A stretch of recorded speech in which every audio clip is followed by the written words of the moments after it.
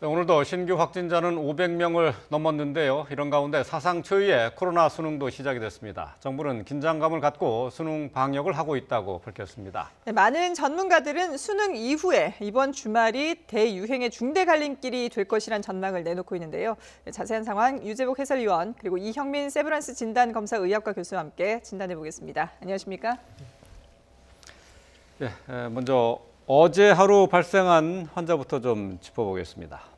어제는 540명이 발생을 했죠. 그러니까 방역 당국의 기대와 엇나가고 있는 상황이다 이렇게 볼 수 있습니다. 그러니까 어제 500명을 넘어서 어제 말씀드린 것처럼 하루 이틀 상황을 봐서 이 경향을 좀 판단할 수 있다고 말씀을 드렸는데 사실은 어제 오늘쯤부터 환자가 좀 줄어들 것을 염두에 두고 지난 19일에 이제 거리두기를 올렸는데 오히려 늘어나는 추세를 보이고 있고 이것이 이제 수능을 목적으로 했던 방역 대책이 성공하지 못했다라는 평가를 받기 이제 쉬워지는 그런 상황으로 가는 것 같고요.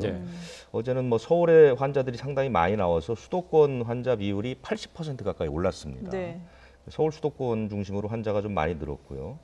눈에 띄는 것은 위중증 환자가 16명이 늘어났습니다. 그러니까 어제 하루 주춤했었는데 그제는 한 20명이 넘었고 어제 16명. 그러니까 발생표를 보면 지금으로부터 한 열흘 전쯤부터 이제 2, 3, 4, 500명 순으로 쭉 올라가는 그런 곡선을 그리고 있거든요. 그렇게 보면 그때의 환자 확산이 이제 위중증 환자로 옮겨가고 있다 이렇게 볼 수 있다면 앞으로 더 늘어날 가능성도 있다 이렇게 보입니다.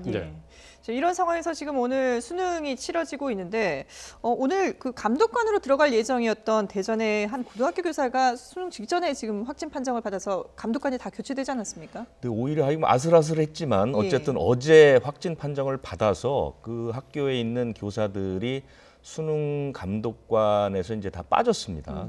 다행이라고 저는 생각을 하고요. 그런데 이 감독관은 전 가족이 다 확진이 됐습니다. 아들 셋, 부인, 어머니까지 다 확진이 됐고 동료 교사도 오늘 확진이 됐습니다. 그래서 감염 규모가 7명까지 늘어났는데 어쨌든 이 학교는 수능은 그대로 치러지는 모양입니다. 어젯밤에 방역을 하고 시험은 치러지는데 어쨌든 그 교사들은 모두 이제 배제가 됐다는 것 그리고 격리 학생이 3명 있고요. 따로 이제 시험을 보는 학생들이고 12명 정도 검사를 했는데 다 음성이 나와서 학생으로의 추가 확산은 다행히 있지 않지 않을까 이런 생각이 듭니다. 말씀하신 것처럼 이제 위중증 환자가 계속해서 늘고 있는데 지금 현재는 117명이 됐습니다. 근데 이러다 보니까 부산에서는 병상에 입원하는 기간이 좀 길어지고 있다면서요? 그러니까 부산은 이미 금정고에서 확진받은 학생들이 물론 이제 경증이지만 대구에 있는 그 동산병원으로 옮겨가고 이런 식으로 해서 이제 부산은 이미 거의 뭐 한계에 찬 그런 모습이고요.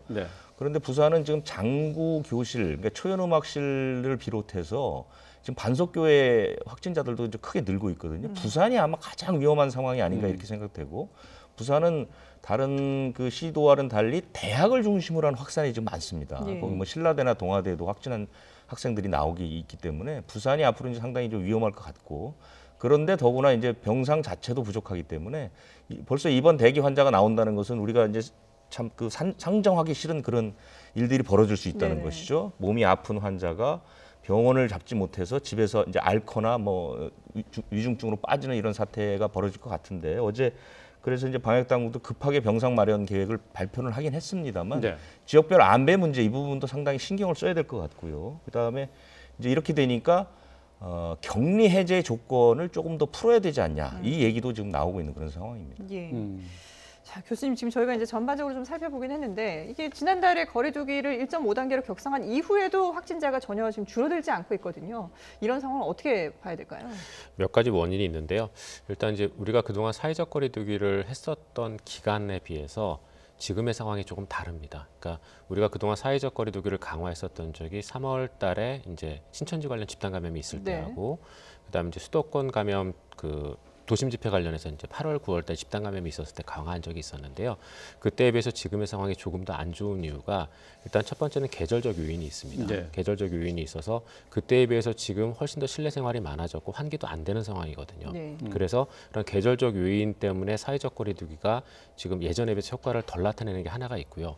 두 번째는 우리가 이제 11월 초에 사회적 거리두기를 완화시키면서 그 당시에 그 이전의 사회적 거리 두기에 비해서 여러 가지 기준이라던가 그다음에 사회적 거리 두기의 원칙 같은 것들을 좀 많이 바꿨었거든요. 근데 그러면서 그중에 일부 식당이나 이런 전파가 쉽게 이루어질 수 있는 부분들에 대한 것들이 너무 많이 완화가 됐습니다. 그러다 보니 11월 초순부터 중순에 걸쳐가지고 코로나19의 지역사회 감염이 어느 정도 지금 진행이 돼 있는 상황입니다. 그래서 지역사회 안에서들이 이제 지금 환자가 나오기 시작하는 상황이 됐는데 이런 것들은 사회적 거리 두기를 한다고 해서 그렇게 손쉽게 빨리 떨어질 수 있는 상황은 아니거든요.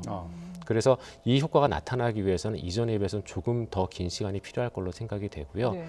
다행으로 생각하는 거는 그래도 급증세는 꺾였다는 것이지만 예. 그럼에도 불구하고 지금 환자 숫자는 전혀 줄고 있지 않은 상황이거든요. 예. 그래서 이 사회적 거리 두기가 효과가 제대로 나타나기 위해서는 조금 더 많은 시간이 걸릴 걸로 생각이 됩니다. 네. 뭐 일각에서는 이런 추세가 계속된다면은 1-2주일 안에 일일 확진자 수가 1,000명에 달할 수도 있다라고 하는데 글쎄요, 뭐 그렇게까지는 안 가겠죠? 어느 정도 가능성도 있다고 생각은 하는데요. 이제 그렇게 생각을 하는 이유가 저희가 이제 지난주에 재생산 지수를 보면 1.5 정도가 됐습니다. 근데 네. 그 정도의 재생산 지수면은 분명히 한 1-2주 뒤에 500명에서 1,000명 사이의 환자로 급증할 수 있는 수치는 맞거든요. 근데 이제 그러면 그게 그렇게 급증하지 않기 위해서는 우리가 어떻게 해야 되냐? 그 전전주에 비해서 지난주에 우리가 어떻게 사회적 거리 두기를 했는지를 보면 되거든요. 예. 근데 우리가 분명히 지난주에 사회적 거리 두기는 많은 전문가들의 경고에도 불구하고 그 당시에 코로나19 확진 현황을 좀 따라가지 못하는 측면들이 있었습니다. 그래서 늦었다고 판단이 되죠. 예, 맞습니다. 그래서 그 전전주에 비해서 지난주에도 사회적 거리 두기 효과가 그렇게 크지는 않았을 걸로 생각이 되기 때문에 지금 강화된 단계를 적용함에도 불구하고 이게 확진자가 좀 주는 형식으로만 나타나는 거지 더 확진자가 확 줄지는 않는 거거든요. 그래서 지금 정도 단계를 유지를 한다면 제가 보기에는 아마도 서서히 줄던가 아니면 현 상태를 유지하다가 다음 주부터는 다시 또 급증할 수도 있다는 생각이 듭니다. 아, 그래요. 예. 지금 이제 보면은 확진자 가운데 수도권에서 물론 이제 확진자 비율이 상당히 많습니다만은 그래도 이제 각 지역마다도 좀 안심할 수 없는 상황이거든요. 특히 부산 같은 경우는 앞서서 이제 병실이 부족하다라는 얘기도 했지만 이 감염 재생산 지수가 2에 가깝거든요. 그래서 부산시에서는 거의 뭐 준 3단계에 해당되는 그런 강력한 조치를 하고 있는데 그 이외에 또 뭐 필요한 것들이 있을까요? 그 부산시의 그 3단계 조치가 일단 한시적으로 내려진 걸로 알고 예. 있는데요. 그 수능 관련돼서 아마 내려진 걸로 알고 있습니다. 그런데 지금 부산시 같은 경우는 말씀 주셨던 것처럼 지금 환자의 급증세가 심상치 않은 상황이기 때문에 당분간은 어느 정도 이런 그 단계를 유지를 하면서 환자 추세가 어떤지는 다음 주까지는 봐야 이거를 완화할지 올릴지를 결정할 수 있을 걸로 생각이 됩니다. 예. 이 거리두기 단계 5단계로 세분화했습니다만은 이걸 좀 제대로 뭐 지켜서 시행되지 않고 있다라는 비판이 계속되고 있어요. 지금 어쨌든 의사협회에서는 지금의 상황이라면은 최고 단계인 3단계까지 일단 적용을 해봐야 되는 건 아니냐라는 얘기를 하고 있는데 글쎄요, 그 현장에서는 어떻게 판단을 하고 있나요? 그 의사협회를 비롯한 방역과 관련된 전문가 집단은 아무래도 이제 방역에 초점을 맞추다 보니까 3단계를 올리는 것을 주장할 수 있지요. 물론 그것이 뭐 3단계를 오랫동안 하자는 것은 아니고 조금 짧은 기간에 집중적으로 방역을 해보자는 그런 거고요. 한참 코로나 사태가 심각했을 때 그 전문가 한 분이 하셨던 말씀 가운데 2주 동안 전 국민이 바깥 외출을 한번 자제해보자 뭐 이런 얘기를 한번 했었거든요. 그러니까 2주면 이제 잠복기가 끝나니까 그러면 코로나19가 해결될 거다라는 것처럼 지금은 이제 워낙 확산세가 뭐 500명 이상씩 나오고 기대했던 효과가 나타나지 않으니까 의사협회로서는 조금 강도 높은 조치를 한번 집중적으로 취해보자는 그런 얘기로 들리고요. 예.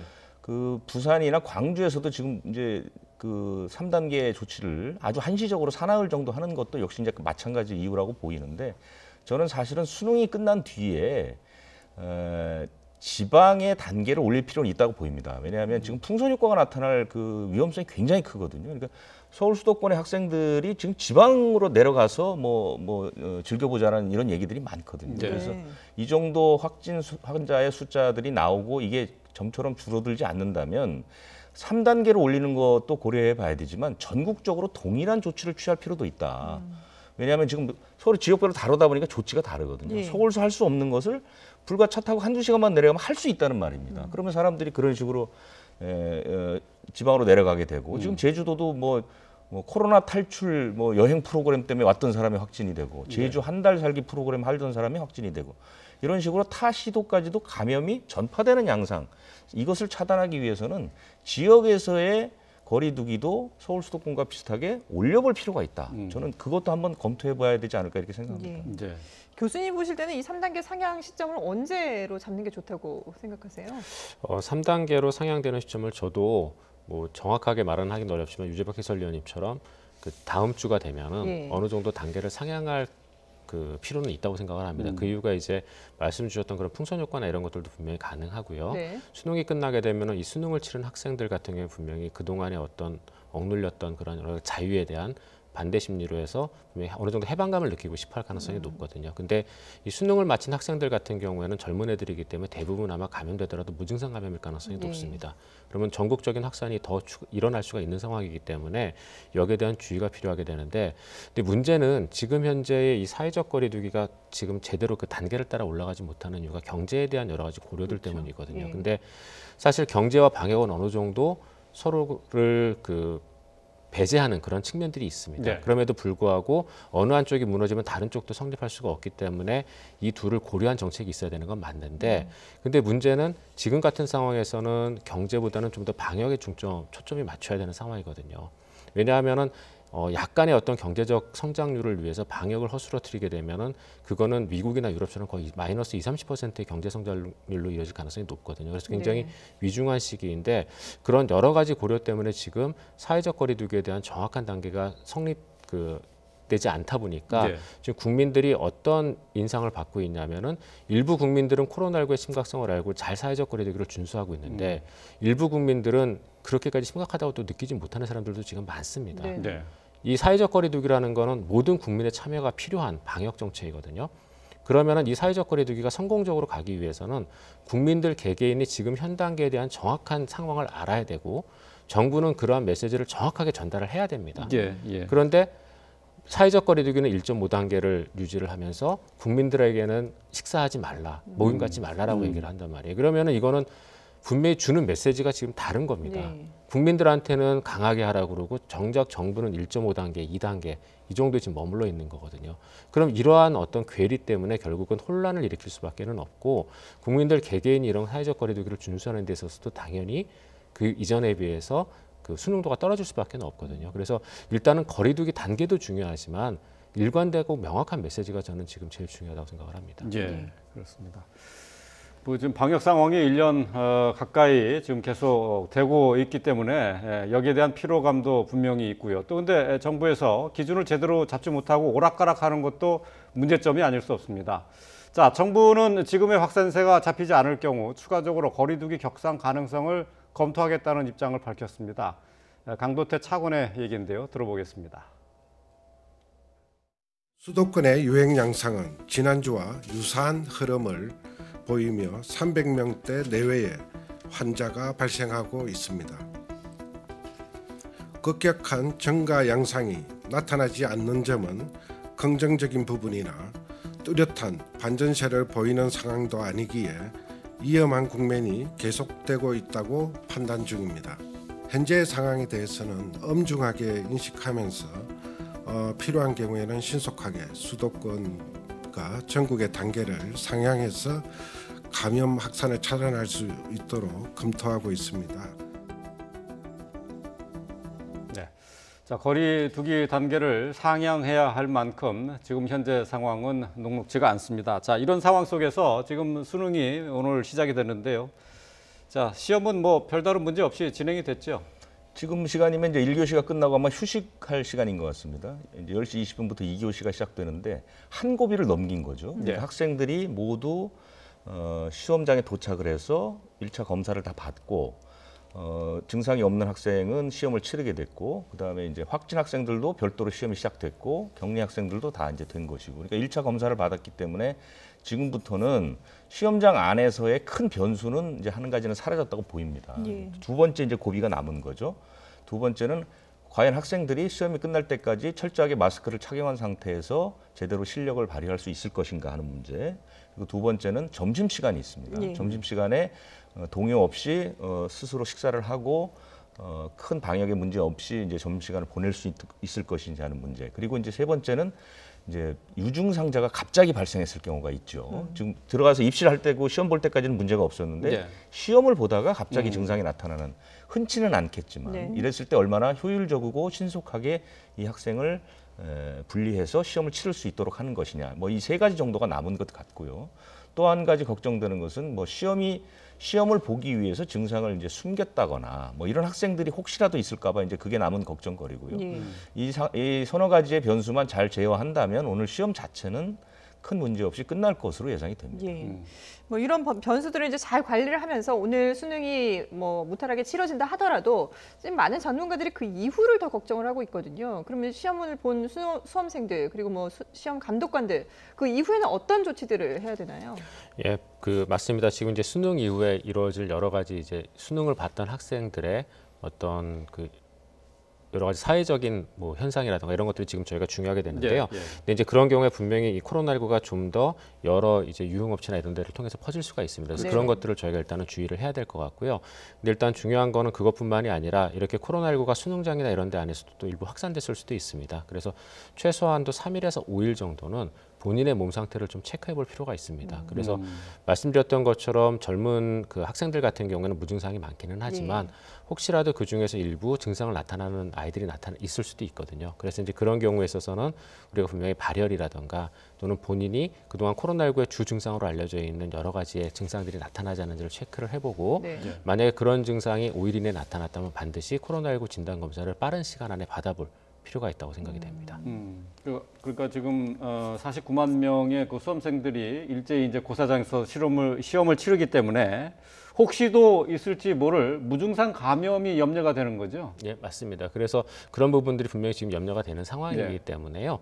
그 무증상 감염을 통해서 전파된 학생들 같은 경우에 혹시라도 5일 이내 증상이 나타날 거를 대비를 해서 네. 거기에 대한 좀 자기 진단 또는 자가 확인 같은 것들을 좀 네. 주의할 필요가 있습니다. 근데 뭐 해마다 이제 수능이 끝나고 나면은 학생들은 이제 해방감에 뭐 유흥업소를 가거나 뭐 이제 그런 경우가 많이 있거든요. 조금 전에 뭐 코로나 탈출 여행도 얘기를 했습니다만은 학생들 시험 끝나고 나서 그럴 가능성이 있지 않겠어요? 그거 배제할 수가 없죠. 그래서 지금 그 광주에서 했던 그 수능 멈춤, 100시간 멈춤이라는 사실상 3단계 조치는 수능과 끝난 뒤를 염두에 두고 한 겁니다. 이게 날짜 자체가 3일부터 6일까지입니다. 예. 예. 그러니까 수능이 끝난 뒤에 그 학생들의 해방감으로 인한 일탈 이런 것들을 이제 최소화하자는 차원에서 이렇게 3단계에 준하는 조치를 취하는 것들이거든요. 그러니까 이런 부분들은 그 기존에도 뭐 예년에도 그 학생들이 유흥업소를 간다든가 이런 것들은 철저하게 이제 단속이나 이런 것들이 돼 있었거든요. 그러니까 이번에도 그런 조치도 취하면서 이번에 이제 업소 차원에서도 좀 더 그런 부분들을 강화하자 이런 의미에서 이제 조치들이 취해지고 있다 이렇게 보시면 될 것 같습니다. 근데 이제 서울 수도권은 2단계 플러스 알파니까 지방으로 내려가서 이런 뭐 회포를 풀 가능성이 그럴 가능성이 있겠군요. 충분히 있다고 보입니다. 예, 그래서 예. 그런 부분들에 대한 조치도 좀 준비를 해야 될 것 같고요. 무엇보다도 학생들도 그러니까 학생들은 일단 뭐 증상이 별로 나타나지 않고 아주 그 걸렸더라도 표시가 거의 나지 않으니까 뭐 나는 괜찮겠지라는 생각들을 하는데 사실 뭐 그 방역이라는 게 조치만 가지고 되는 것은 아니고 그렇죠. 개개인의 각성이 더 중요한 거니까요. 학생들도 이제 그런 부분을 좀 염두에 둬서 올해만큼은 조금 다른 방식으로 그런 그 스트레스를 푸는 것을 좀 연구해 볼 필요가 있지 않나 이렇게 생각이 듭니다. 예. 자, 그리고 뭐 지금 수험생들도 걱정이지만 이 또 수험생들의 시험 감독을 위해서 들어갔던 감독관들 오늘 어제도 이제 대전에서 그 감독관이 미리 이제 그 선제 검사에서 나오긴 했습니다만은 이 시험 이후에 서울시에서 이 감독관들을 무료로 검사를 받을 수 있도록 또 조치를 취하고 있다고요. 그러니까 전국에 있는 감독관 선생님들은 다 검사를 받도록 교육부에서 이제 지침은 내려왔고요. 네네. 서울시가 어제 이제 구체적으로 얘기를 했죠. 이틀에 걸쳐서 이것저것을 정해서 거기서 검사를 받도록 이렇게 했고요. 네. 다른 지역들도 이제 그 시험 감독 들어가신 선생님들은 다 검사를 받고 뭐 일부 그 방역 전문가들은 학생들도 다 받아야 되는 거 아니야? 예. 뭐 이런 얘기도 하시잖아요. 그렇죠. 그러니까 감독하신 분들은 당연히 그렇게 검사를 해야 되겠죠. 네.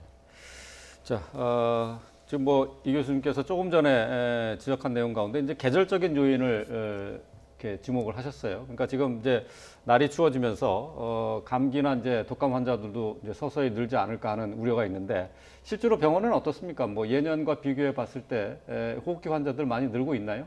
아직 그렇게 많이 늘지는 않고 있는 편이고요. 특히 이제 저희 병원 같은 경우에는 호흡기 바이러스 17종에 대한 그 검사를 매일매일 하고 있거든요. 그래서 그 결과를 보면은 예년에 비해서 독감은 분명히 거의 지금 나타나지 않고 있습니다. 그래요? 그래서 독감은 아직까지 유행을 하지 않고 있고 그 뭐 원인은 여러 가지가 있겠지만 사회적 거리두기가 독감에도 이제 영향을 주는 걸로 생각이 되는데요. 근데 독감 외에 다른 호흡기 바이러스 그 중에서도 이제 저희가 흔히 감기로 알려져 있는 그런 라이노 바이러스라든가 또는 보카 바이러스나 아데노 바이러스는 조금씩 환자는 있습니다. 근데 역시 예년에 비해서는 굉장히 환자는 줄어든 상태입니다. 그게 마스크를 착용하는 영향이 클까요? 예, 마스크와 손위생에 대한 영향이 분명히 큰 백신도 걸로 생각이 맞아서 됩니다. 뭐 그래서 이 독감 확산도 많이 줄어들었겠죠. 예, 맞습니다. 예. 그런 부분들도 분명히 영향이 좀 있고요.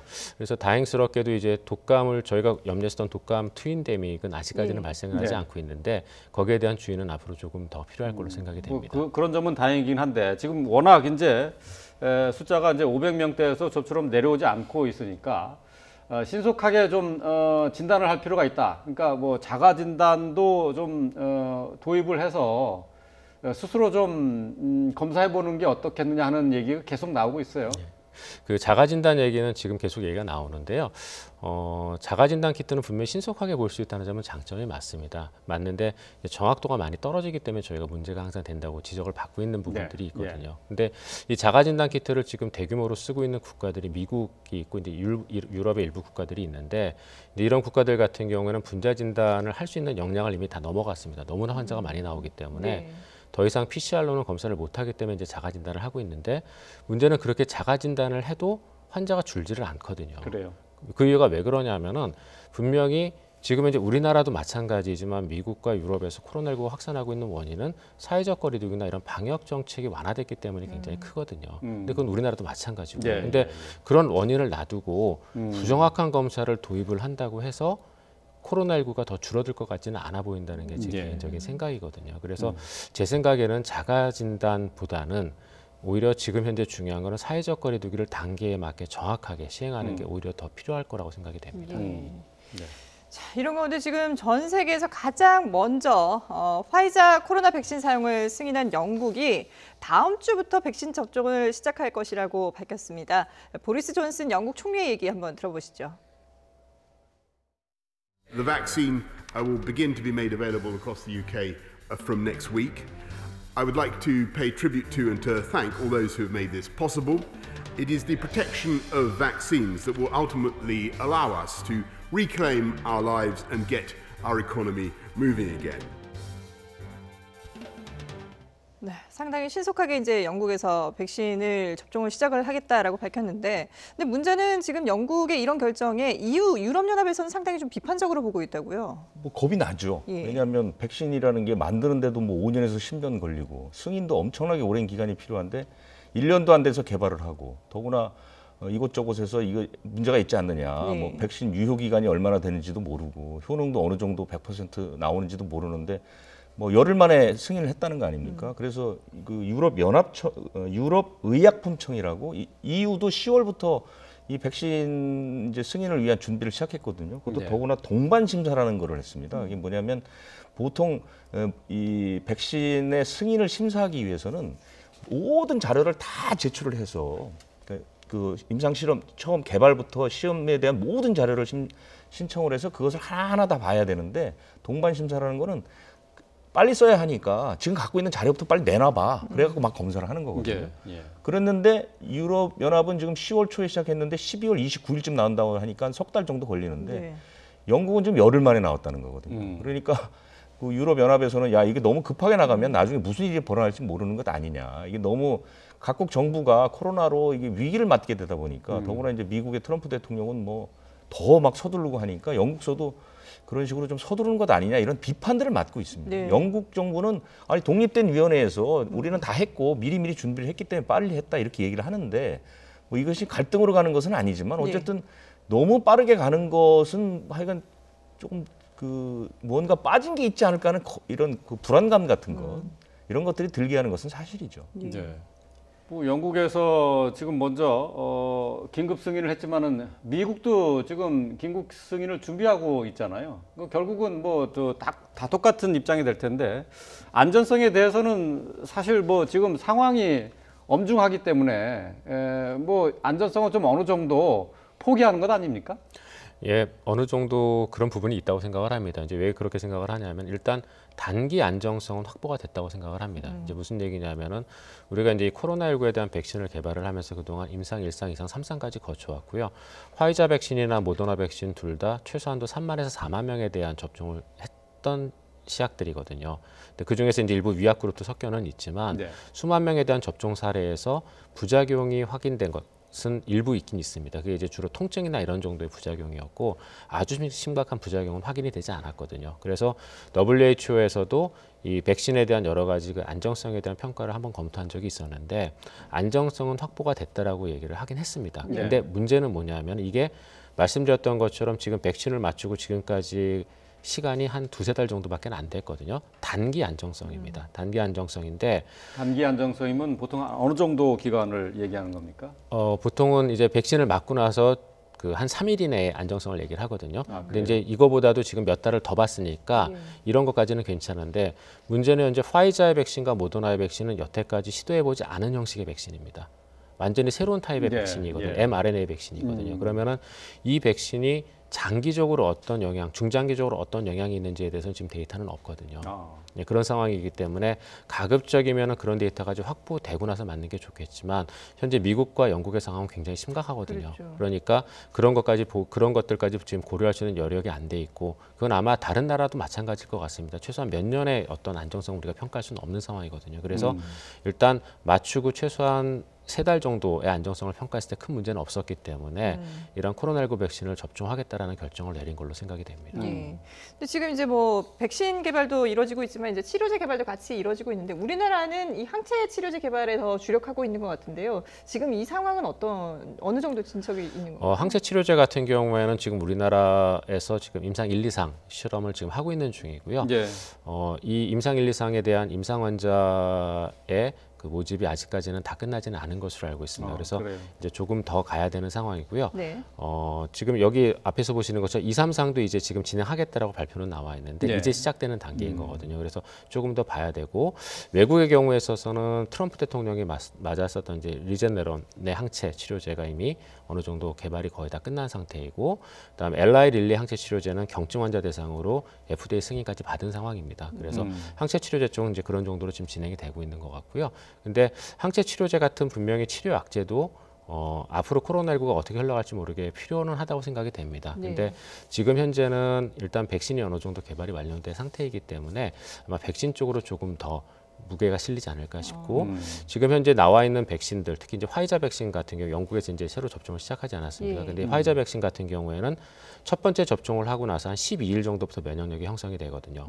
그다음에 12일이요? 예, 12일 정도부터 면역력이 형성이 되고 그다음에 21일째 두 번째 접종을 하고 나서 보통 28일 정도 되면 완전한 면역력이 생긴다고 얘기를 합니다. 그러면은 12일부터 28일까지는 불완전한 면역력이지만 코로나19에 감염되더라도 중증으로 가는 걸 막아주고 28일부터는 코로나19 감염 자체를 막아주는 효능이 어느 정도 완성이 된다고 지금 얘기가 돼 있거든요. 그래서 아마도 이런 백신을 접종하고 나서 한두 달 정도 뒤면은 이 코로나19가 줄어든 현상을 볼 수도 있기 때문에 네. 아마도 내년에는 이러한 백신 그 항체 치료제보다는 백신을 대규모로 접종을 하게 되면 거기에서 코로나19가 어느 정도 조절될 가능성이 있다고 생각이 됩니다. 예. 그러니까 이게 2번을 맞아야 되네요. 기간을 좀 맞습니다. 두고. 예. 그래서 그 코로나19의 지금 백신은 아스트라제네카 백신도 그렇고요. 화이자나 모더나 백신 전부 다 2회 접종 다 2회 접종. 하게 돼 있습니다. 그러면 그 효능이 어느 정도까지 지속이 되는지는 확실하게 결과가 나온 게 있습니까? 그 데이터까지는 아직은 나오지 않았습니다. 다만 이제 지금의 효과에 대한 데이터만 나왔는데요.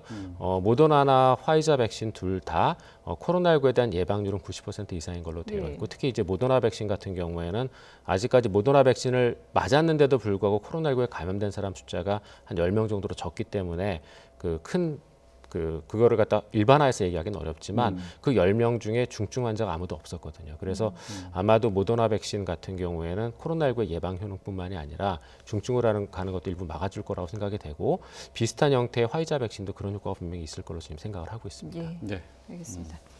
네, 지금까지 유재복 해설위원 그리고 이형민 세브란스 진단검사 의학과 교수와 함께 코로나19 상황 짚어봤습니다. 두 분 말씀 잘 들었습니다.